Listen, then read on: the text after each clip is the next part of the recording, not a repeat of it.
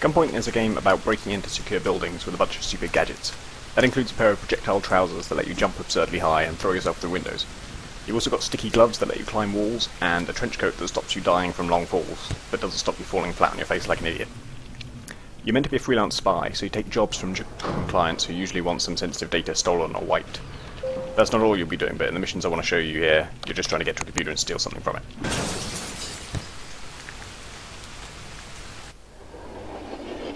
Between missions you can buy new gadgets, and the one I'm about to get is the one the game is really about. It's called the Crosslink, and it's sort of a hacking tool, but it works a little bit differently to hacking in other games.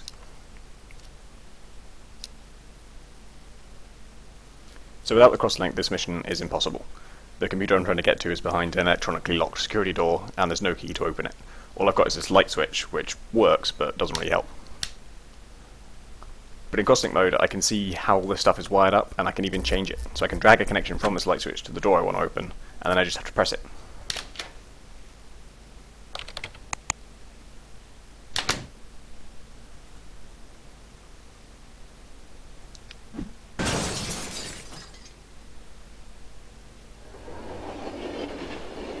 You can also upgrade your gadgets, so here I'm just adding some strength to my jump with the points I've earned from my missions.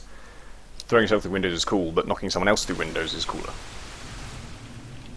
When you get a new ability like the Crosslink, I want to give you some space to play around with it, and before the game gets any harder.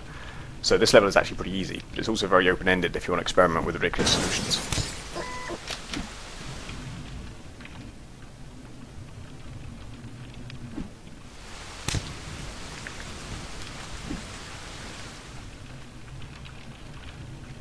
So I got to one terminal, but there's two more on this level, and there's a lot of different ways to get to them, but I'm going to show you the most complicated one I know. If I wire this elevator to this light, then when I arrive it'll turn the light off, and it'll also open this door. Then the guard on this floor will go to the light switch, but instead of turning the lights back on, it's going to turn off the lights on the lower floor. The guard down there will try and press his light switch, and I want that to shut the door, and you'll see why in a sec. So arrive on the floor, the lights go out. Guard goes to the light switch, but it doesn't work, so he just patrols the dark area and walks through the door just as the guard on the lower floor reaches his own light switch, which shuts it, locking him out. And that leaves me free to hack this computer without being shot. It's pretty simple, really.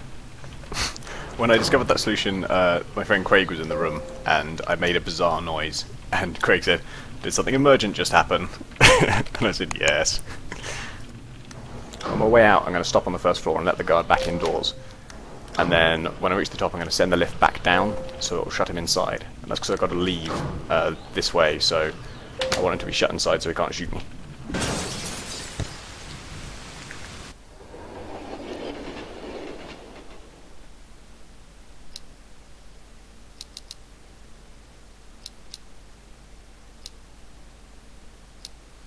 Now this next level is a bit trickier. You've got to break into a police station and get some records from the morgue.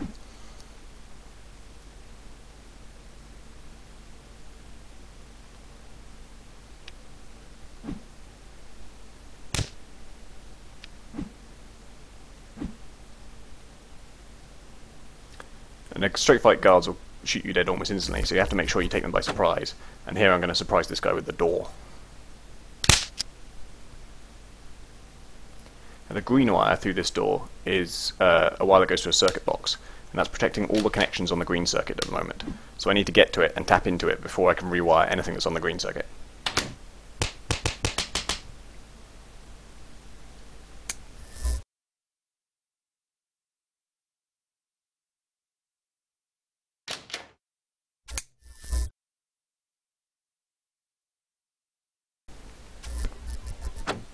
So I'm going to turn this light off, just to get that guard out of the way.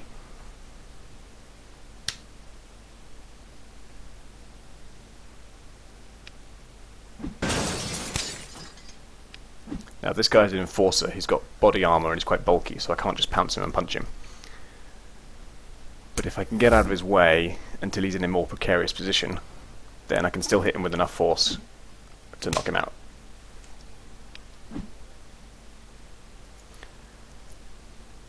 So I'm coming up to the basement, which is where the computer is I need to get to. It's behind two vault doors, and these close a little while after they open. So I can try wiring a switch and a camera to them so that I can trigger them one after the other. But you have to get the timing just right to get through there.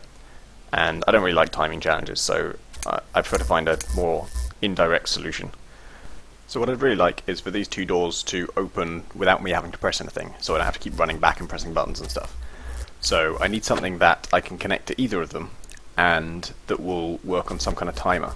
And luckily the elevator buttons for both these two floors of the elevator are on both the red and the blue circuit, so I can connect either of those to these doors. So what I'm going to do is set it up in a loop so that the doors trigger the elevators and the elevators trigger the doors. And if I do it right, then they will just keep on triggering each other in an infinite loop, and the doors will keep on opening and shutting, and I won't have to press anything. Now the details of how you do that obviously are a bit complicated, and it's not going to be obvious just from watching me, but when you start to play around with Crosslink, it's easy to just kind of sit there and get carried away messing around with how all the things work and what linking this to linking that does, and it becomes fairly intuitive. But if it all seems a bit complicated, don't worry about that, because this is, again, one of the most complicated solutions to this problem.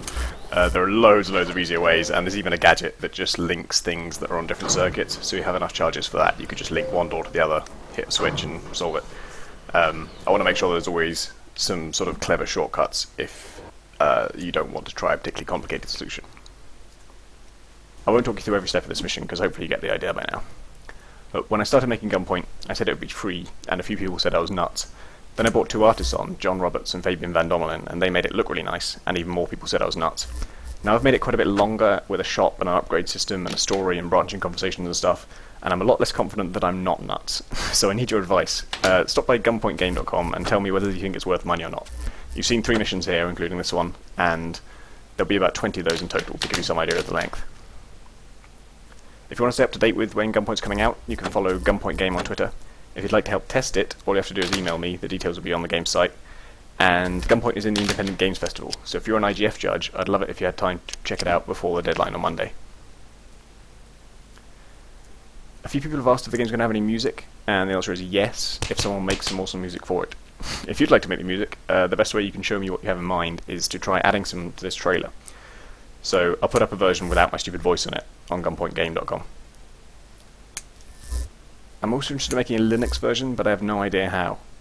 The Windows version is made in Game Maker, and I don't know of a way to port it over, but if you know anything about making games for Linux and want to help, let me know, and we'll see if we can figure something out. Generally too, if you want to get in touch for any reason, it's always welcome. I'm pentadact@gmail.com, and the game site is gunpointgame.com.